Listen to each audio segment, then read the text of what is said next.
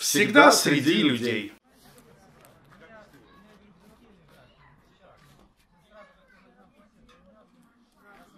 Вы знаете своего депутата местного? Нет. Не знаете? А на выборы пойдете?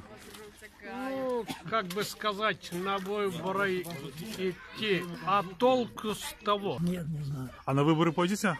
Не знаю. Посмотрю еще, какой результат вот этот. Да. А вы своего депутата знаете? Нет.